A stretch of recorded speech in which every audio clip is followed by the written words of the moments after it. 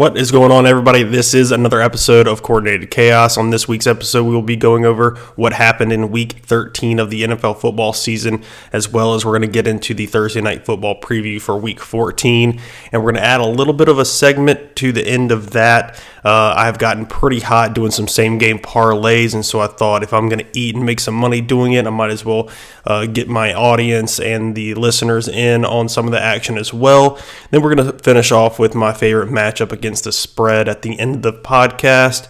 And I'm going to go ahead and go out there and say, obviously, you kind of noticed that Hodge is not here once again. He is a very busy college student. He has finals around the corner, so he has a very busy week of studying and whatnot, trying to get those exams passed. So shout out to him, and hopefully he makes some good grades. So shout out to everybody that's studying for those finals around the corner. Let's go ahead and get right into the Thanksgiving slate of football. We're going to cover the two main games. Honestly, the Cowboys and Giants game is just kind of irrelevant in my opinion at this point. I don't think either one of those teams are really going to make it, even though the Cowboys have been a little bit more feisty as of late.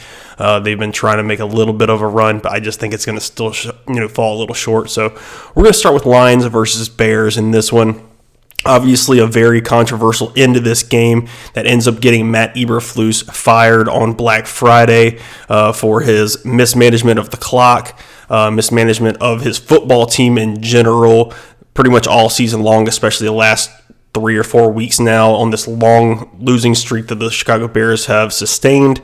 Obviously, a little bit of the blame also does go to Caleb Williams at the end of this game for mismanaging the clock once again as well, but you got to give him a little bit of leeway considering he's a rookie QB. I know he's the number 1 overall pick, and so you expect a little bit more out of a guy like that, but he can't have it all right off the bat, or else he would just be the best prospect of all time, basically. So he's going to have his shortcomings, and he clearly has plenty of them, but this game was really wild. Obviously, the Lions in this one jump out to a huge lead at the beginning. Looks like the Bears are going to get completely destroyed in this game at halftime. I was seeing tweets about, has anybody ever been fired at halftime, talking about the way Matt Eberflus had been essentially managing the football game up to that point, and then Caleb Williams and the offense kind of scrapped and clawed their way back into this football game by the end of it, and the Chicago Bears had a chance to win at the very end of this game. They get all the way down to the 25-yard line with very little time left on the clock. Looked like they were going to have a chance to score a touchdown and beat their division rival in the Lions and really mess up some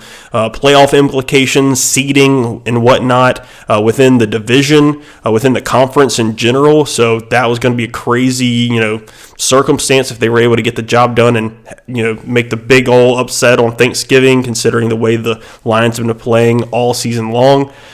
And then they get a penalty, and then they get sacked. And in the moment of getting sacked there, Caleb Williams gets up to the line. He's starting to change the play call and whatnot. The clock is ticking off, and they have a timeout in their pocket, and Matt Eberflus refuses to call one. It looks like Caleb Williams doesn't really understand the situation and the timing of it all, and they just let the clock run down to the point where they throw up a kind of a Hail Mary type shot, and it falls short, and then the time is gone. The play clock has expired to the point where the game is over at this point, and you leave the game without even getting a field goal attempt out of your kicker, which this is like a little bit more than a 50-yarder. I think it's maybe like a 52-yarder from where they were currently on the field. So it's a makeable, obviously a very makeable kick there in a dome in Detroit. So, man, just really bad clock management from Matt Eberflus, who has shown that he's just not the guy to lead a football team at this point in time.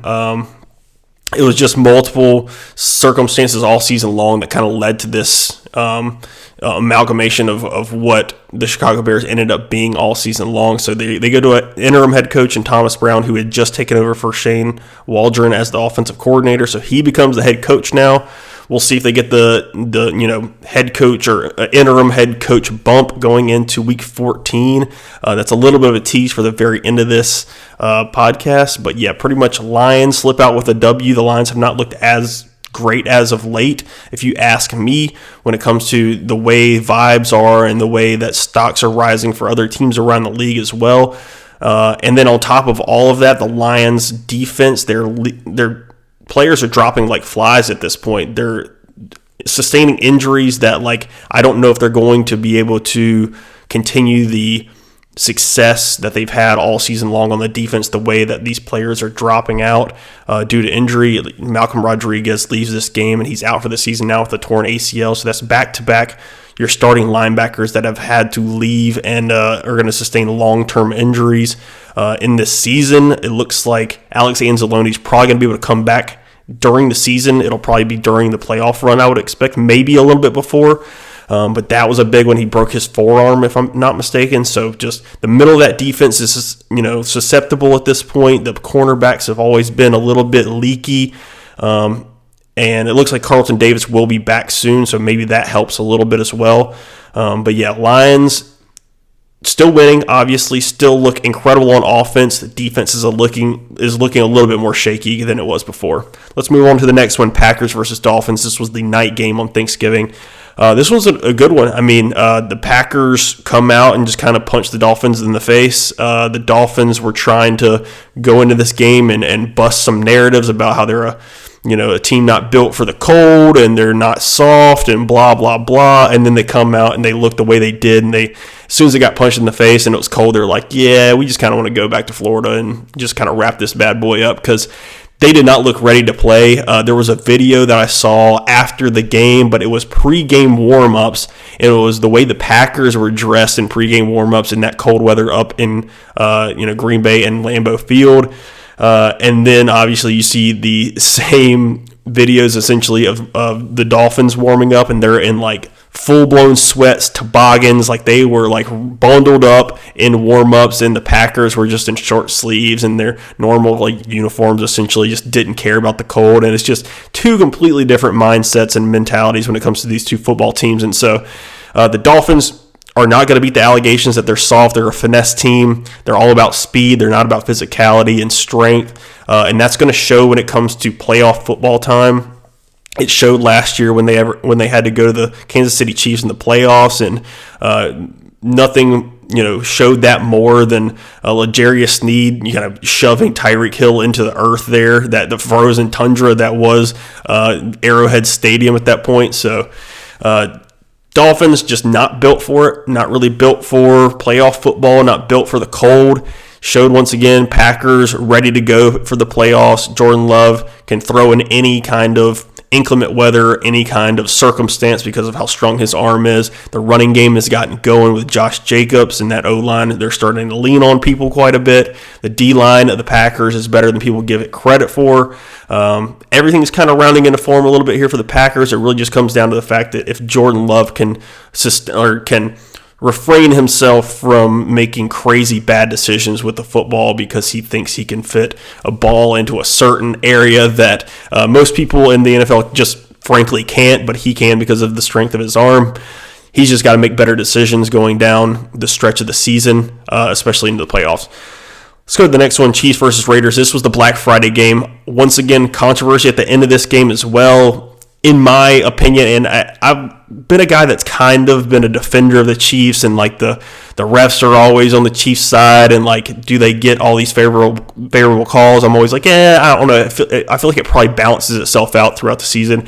But man, Friday night or Friday afternoon, whatever you want to call that, it started at 3:00. Man, in my opinion, the Raiders got hosed in this one. That was a crazy, crazy circumstance at the end there. It looked like there was going to be a false start called, which is a dead play if the refs call that. And then they huddle up and they call it an illegal shift, which doesn't make it a dead play. And obviously the ball was snapped and fumbled at the snap, and the Chiefs player jumped on it, essentially ending the football game. And obviously the Raiders were in field goal position to go ahead and win that football game as well. And so Chiefs narrowly escaped once again. They've done it all season long. They haven't, essentially won by minute, or they haven't, beat the spread pretty much all season long. They've just been skating by on almost every single game this season, and it just does not look great. And I think I alluded to it last week that it looks a little bit like last year's Eagles team. And man, it's still ringing true this week once again. Like, I thought maybe this Raiders game would be a get-right game. You got Aiden O'Connell coming back into the lineup. But, man, Brock Bowers was out there just balling out. He had like 10 catches for like 100 and whatever, 30 yards or something like that. just balling out. Honestly, if you ask me and I had a vote in the Offensive Rookie Player of the Year, I think I'd have to go with Brock Bowers. I know Jaden Daniels has played good. I know Bo Nix has played good this season, but man, Brock Bowers he's on pace to potentially break Puka Nakua's records of last year, and those broke a ton of records years prior. So like, if he does that at the tight end position where he's out there half the time blocking and whatnot, I just feel like you just got to hand it to him on a golden platter and call it a day. I mean, Brock Bowers has been incredible. He's been incredible for my fantasy team. I got super lucky with that. I knew he was a stud at Georgia, obviously. A lot of people knew he was going to be a good player, but we just didn't know, obviously, considering the Raiders had just drafted Michael Mayer the year before. Like, how much are they going to really use a guy like Brock Bowers? And then he comes out and he just has this campaign that's just unbelievable. And got super lucky, drafted him really late in fantasy, and it's just really paid off. And man, I've been telling people, man, if I somehow figure out a way to win the fantasy championship essentially on the back of Brock Bowers and just him being the X factor of my fantasy team, I might just go buy a jersey, like honestly, and just memorialize it essentially. So he's been a godsend for my fantasy team. But yeah, Chiefs get the W, Raiders kind of get hosed. That's pretty much all I got to say about that game. Next one, Vikings versus Cardinals. Vikings narrowly escaped the Cardinals. This was a crazy close game. Cardinals were up quite a margin pretty late in this game. The Vikings came back and won with an Aaron Jones passing or receiving touchdown, I should say. Sam Darnold leads a comeback, which was something that I think a lot of Vikings fans really wanted to see if Sam Darnold was even capable of, considering the fact that, there's still a little bit of doubt seeping into the back of people's minds, and I have it right now too. I still think this Vikings team kind of rings of, in 2022 when the Vikings had, what was that, a 14-3 season, I believe, something along, or 13-3 season, something along those lines, where where the Vikings went to the playoffs. They hosted the Giants in the first round of the playoffs, and the Giants went in there and beat them in Minnesota. It feels like the same type of football team at this time.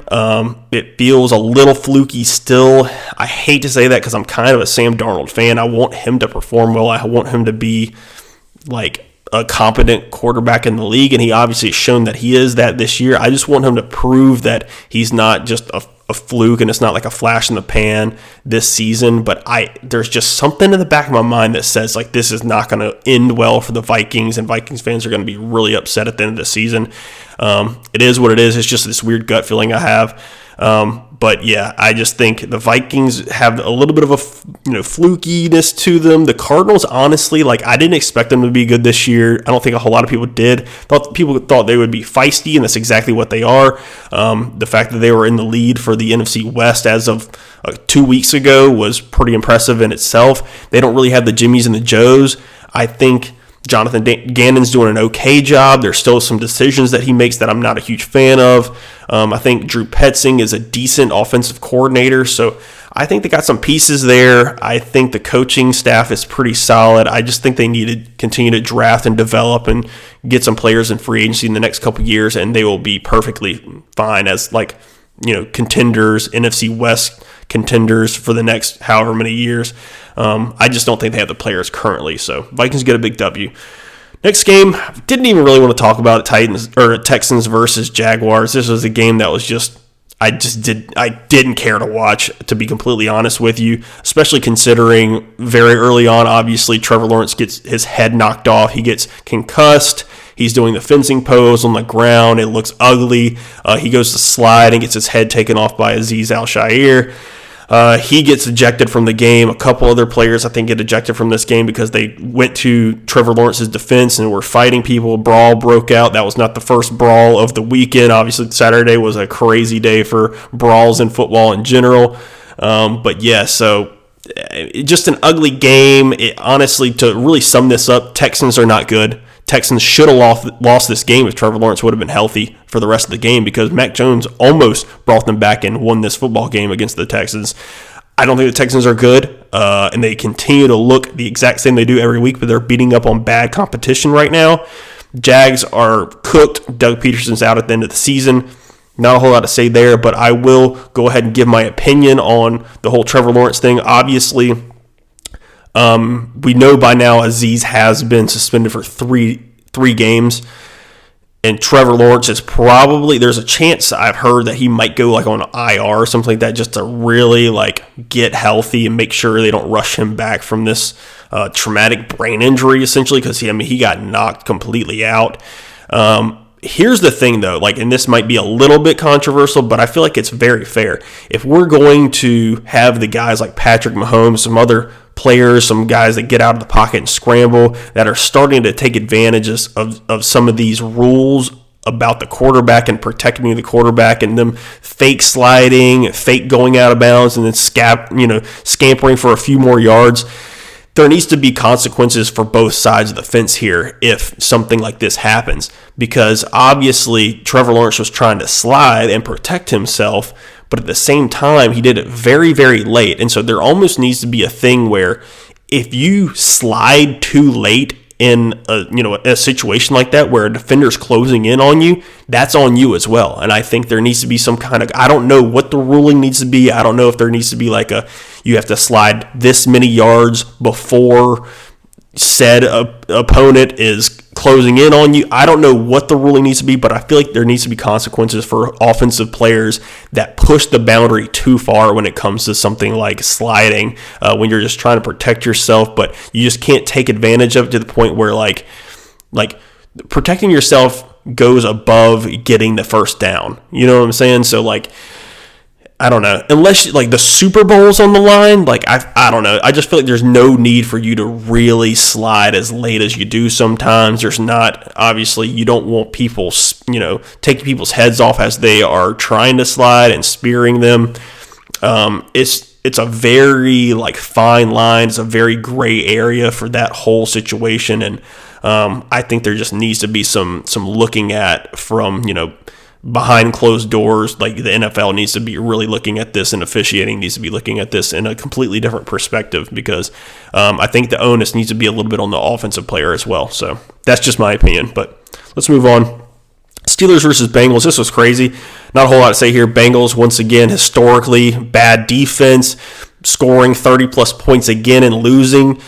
Crazy stat out there says that they are 2-4 in this scenario this season alone, and everybody else that has scored 30-plus points or 33-plus points, I think, on the season is like 51-2 or something like that. So, like, basically, it's only the Bengals are losing this many games by scoring 33-plus points or more. Crazy statistic. Joe Burrow and that offense are playing fantastic football. Just can't get a W because the defense can't stop a runny nose at this point. So I didn't know Russell Wilson had what he had in this game in him still. Like, this was vintage Russell Wilson for the Seattle Seahawks type of game. He's just throwing his moon balls up. He's taking what the defense is giving him. This was a great game, probably a great game for his confidence moving forward, saying like, this is sustainable. This is something that I think I can continue to do for the season. For my money, I still am not a huge believer in the Steelers. I think they're a good team. I don't think they're a great team. I just don't think they've played anybody of real I don't know, just toughness, really. I don't know. They beat the Ravens, yes, but that's just a division rival thing where like almost all division rivalry games come down to a coin flip if the teams are relatively good. They've beat some decent teams, but I don't know. There's just something about the Steelers where I know the defense is solid. I just don't trust the offense to like really get it done. Like, I don't think Najee Harris is that good, to be completely fair.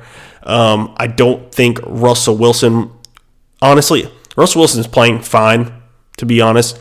But the weapons is what's kind of scaring me. George Pickens is obviously a great player, but honestly, at any point he can be thrown out of a football game based on his attitude or whatever he decides to do, some kind of antics or whatever. So he's a little bit unreliable. He's a little bit just a wild card out there. And then the rest of the guys are just guys. I mean, Calvin Austin is just a guy to me. Obviously, they went and got Mike Williams, and he, at this point in his career, he's just a 50-50 guy. He's not a speed guy. So if you got a good defense, I think the opposing team can really shut down the Steelers. And it's just the defense you got to handle and just be able to outscore the Steelers on offense. And I think some of the better teams in the NFL are going to be able to do that at the end of the day. But yes, Steelers get the big win. Obviously, they are first in that division in the AFC North, and it's looking pretty good for them, honestly. Next game, we have Buccaneers versus Panthers. This one was way closer and way better of a game than anybody thought before the game began, obviously. Bryce Young looking better and better with every week, and really should have had this game wrapped up at the very end here. Looked good. Got the ball. That last pass he threw to Adam Thielen. Not a great pass, to be completely honest with you. Just a great catch by Adam Thielen.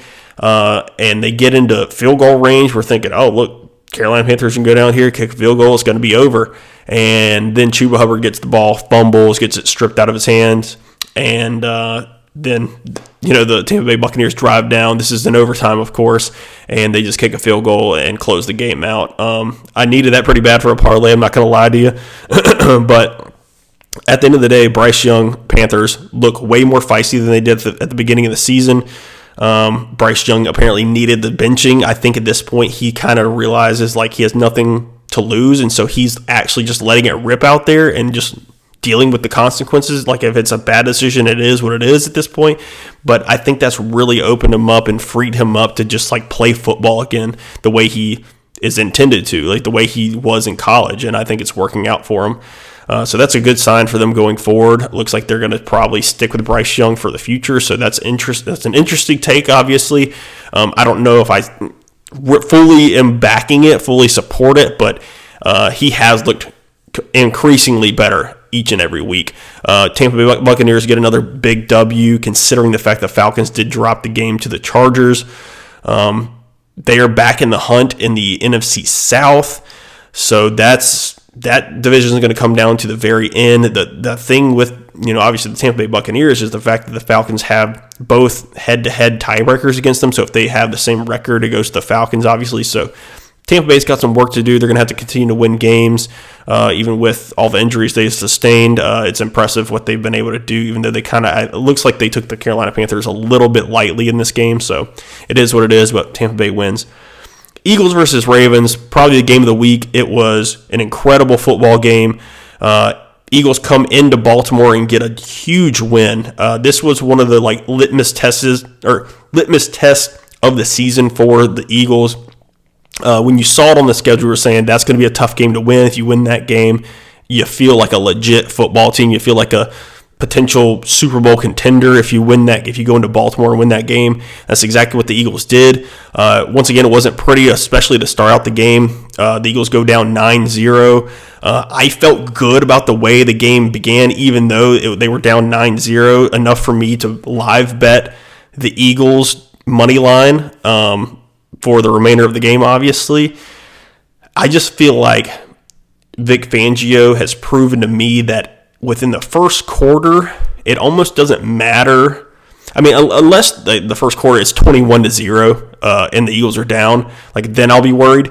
But 9-0 and Vic Fangio kind of gets an understanding of what the offense is trying to do, how the offense is trying to attack his defense, and then he starts to adjust and he adapts, and then he throws the kitchen sink at the offense for the rest of the game, and it seems like he really knows how, or it really seems like he's figuring out these offenses the way they want to try to attack his defense, and he's been shutting offenses down all year. He shuts down, obviously, in this one, the number one offense in all of football, and now Vic Fangio's Eagles defense is the number one defense in all of football as well. So that was 1 versus 1 in that one. The Ravens run defense was number one, going against the number one rushing offense in football in the Philadelphia Eagles. So it was a lot of number one in statistics going against each other. And Saquon Barkley still had 107 yards or something like that on the day and a touchdown. Had a breakaway 25-yard plus touchdown at the end of this game to kind of break this game open, get them up a couple scores. And pretty much really the Ravens just scored a touchdown at the end to kind of make it look closer than it was in garbage time. There was 10 seconds left or something like that. So really just the Eagles, to me, at this point in time, they are Super Bowl contenders. They are on a collision course with the Detroit Lions for the NFC Championship game. I think both of these teams are very, very talented, very good on offense, very good on defense. Eagles defense is a little bit better than the Lions right this second. I think the Lions' offense is a little bit better than the Eagles, but they're just built a little bit differently. I think I like the Eagles' weapons a little bit more, but I like the scheme of the Lions' offense more than the Eagles' scheme. Quarterbacks, I feel like, are relatively similar. I like the fact that Jalen's able to get outside the pocket and make plays. Jared Goff has just been really efficient all season long, but he's been throwing to wide open receivers because of Ben Johnson's scheme and the way he draws up plays and play design. So he's been really impressive all season long. But yeah, this is going to be a collision course for the NFC Championship game. I'm personally, obviously, as an Eagles fan, hoping that the Lions find a way to slip up somewhere along the lines. They do have a much tougher schedule down the stretch than the Eagles do. The Eagles' only real tough opponent left is the Steelers, but it's in Philly. Then you got the Commanders in Washington. Those are the two last real good teams on the Eagles schedule, and then you got the Panthers and you got the Giants and the Cowboys left. And so I like the Eagles' chances to at least win all of them but one, maybe two. Maybe you drop both those games to the Steelers and Commanders, but obviously the Lions have this Thursday night. They have the Packers. They have the Bills coming up, and I think maybe the 49ers or something like that. And I know the 49ers haven't been good, but Shanahan, you never know what's going to happen. They can get hot, but yeah, for the most part, I still like the Eagles' chances of potentially stealing the 1 seed from the Lions, especially with all the injuries they've sustained on defense. Let's move on. Let's go to Bills versus 49ers, another snow bowl. This one was up in Buffalo, obviously. Just a ton of snow. Looked like, honestly, the 49ers gave up. I think they know their season's over. Christian McCaffrey goes down in this game to a PCL injury. He didn't even look that great to start the game. He actually had a pretty good start to this game specifically, but I'm saying since he came back from his Achilles tendonitis, procedure thing that he had in Germany, he just didn't look like the same player. He just wasn't as explosive as we saw last year. So I think he's really hurt, and I'm not sure if he's going to really push it. We'll see if he kind of gets better over the offseason. Obviously, now he's going to have to rehab a knee injury as well, so he's out for the season. They put him on IR.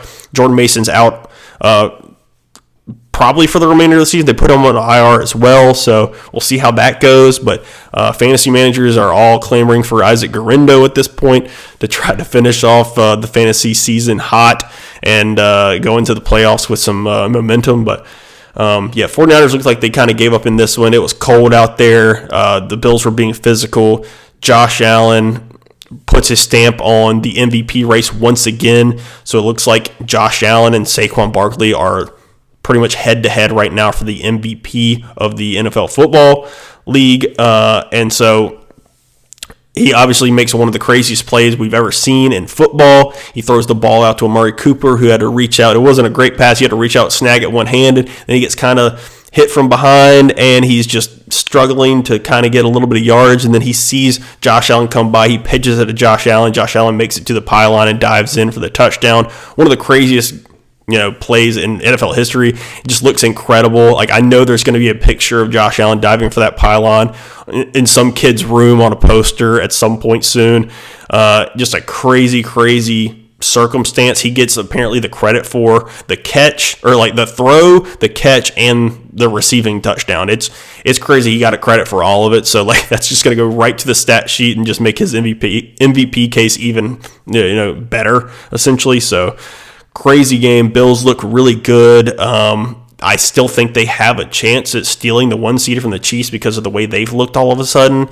So, Bills are nipping at the heels of the Chiefs for that 1 seed. They want all those home games up there in Buffalo where they can maybe take advantage of some teams if it's snowing like it was this past week and this past Sunday. So, next game, Broncos versus Browns on Monday night. This is one of the more fun games of the weekend, to be completely honest with you.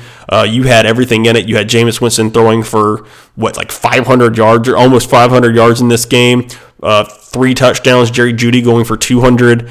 You had 2 pick sixes from the Denver defense against Jameis Winston, who just, loves throwing pick sixes. Look, honestly, I'm going to be honest with you. if you are going into the fantasy playoffs and Jameis Winston is on the waivers, go pick him up, because I think it's either the semifinals or it's the championship week.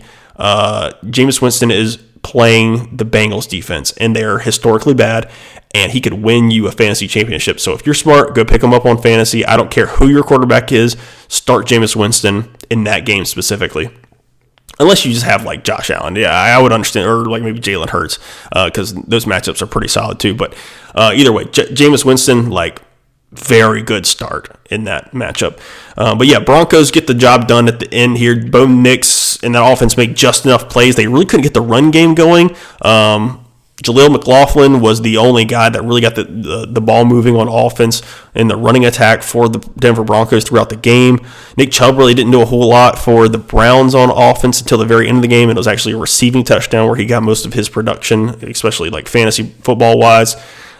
This was a crazy game, obviously, back and forth. Very exciting. The over smacked in basically the first half.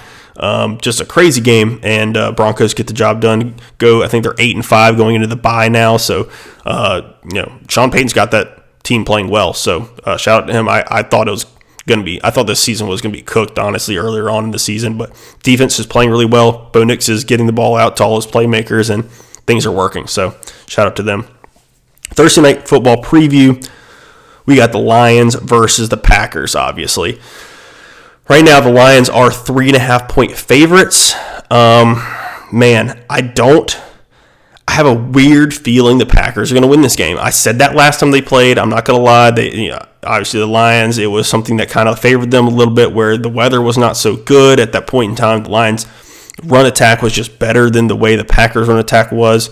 But things have kind of balanced out a little bit. Obviously, like I said, Lions' injuries on defense kind of hurt them. This is in a neutral field where there's not going to be any inclement weather or anything like that. It is in Detroit, so obviously you're going to deal with the crowd noise and whatnot on Thursday nights, prime time. People are going to be riled up in Detroit. I just have a weird feeling the Packers are going to win this game, and it's going to mess up all kinds of playoff implications and playoff seedings, and things are going to go a little bit haywire going forward.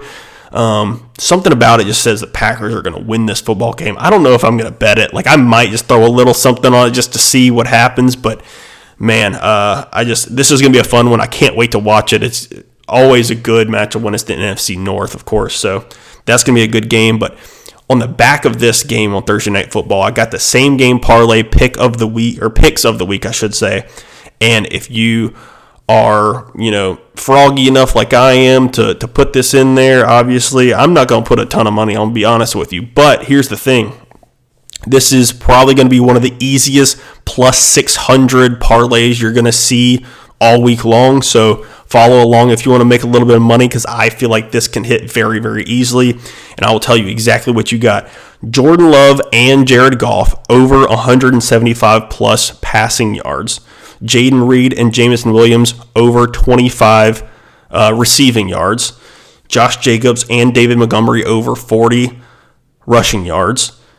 Amon-Ra St. Brown over 40 receiving yards. Jahmyr Gibbs, this is the one that's a little bit iffy if you ask me. Jahmyr Gibbs, 25 plus receiving yards, and that is plus 600. So you're talking about if you bet $5, you win 35. I think that's a pretty solid bet, to be honest with you. Most of that stuff, barring some kind of crazy injury, should hit. Like I said, the only risky one is Jahmyr Gibbs. They're at 25 plus receiving, but realistically, that's one screen pass, and he gets multiple opportunities out of the backfield. With Jared Goff loving to throw him those swing passes, they get him involved in the screen game. Like I was saying, that's just one broken screenplay, and I feel like everything hits. Everything is going to hit for you. I mean, I don't see a whole lot of scenarios where Jared Goff and Jordan Love don't throw for both 175 plus yards unless both rushing attacks are just having a crazy good day. So, it is what it is. I like that bet quite a bit. Follow along with me and let me know if you put that in. If we win some money, that'll be sick. So, either way, like that one. Now, let's move on to my favorite bet against the spread of the week. And I'm going to go with the Bears versus the 49ers. The Bears are 4-point underdogs. It is in San Fran. The Bears do have to travel to San Francisco. But honestly, I like the interim head coach bump potentially. I like the way the offense has operated the last couple weeks, even though they've mismanaged the clock and some bad coaching decisions. You got Thomas Brown in there now. Like I said, the interim head coach. I think he's going to make some more just like conservative-ish type, play calls or not play calls, but like, I guess decisions like that, things that can like go right for you instead of just completely backfiring. I like the Bears in this one. The Bears defense is still very good. Brock Purdy in that offense without Christian McCaffrey once again. Deebo Samuel seems a little bit banged up. It seems like that whole 49ers offense is banged up. Trent Williams is still iffy to play. I don't think he's going to play this week. He may. If he comes back, it's a little bit of a different story, but I still like the Bears to win the game. I don't know. I just feel like the way the offensive line has played for the 49ers, nothing has been looking good for me. On top of the fact that Brock Purdy's been a little bit iffy all season long. Like I said, Deebo Samuel just doesn't look the same. He looks a little bit banged up right now. Christian McCaffrey out of the lineup. He didn't look that good anyways. You got Isaac Guerrero, a rookie in there. There's always the potential for, a missed assignment, a fumble or something from a rookie running back. The defense is not the same as it's been. They're missing Javon Hargrave. Nick Bosa hasn't played the last couple weeks. I don't know if he's going to be able to come back this week or not. But, man, the 49ers are reeling right now. They obviously need a win, but so do the Bears. And the Bears are pissed off after, a couple weeks in a row now of just really just tragic losses. And I think this is all just going to come to a head, and the Bears are going to get the job done in San Francisco. And I think they can win outright, but I like having the Bears +4. So that's where I'm at. That pretty much wraps up the podcast. I appreciate everybody listening once again. Please follow on all the socials on YouTube, on TikTok. Follow for the bets by the end of the week. I'm doing 2 at the end of the week there, right before Sunday begins, and follow along to those. I've been pretty decent on those as of late. Last week I hit both of them that I put out there on social media, so watch out for those, and I appreciate everybody listening. Peace. We'll see you next week.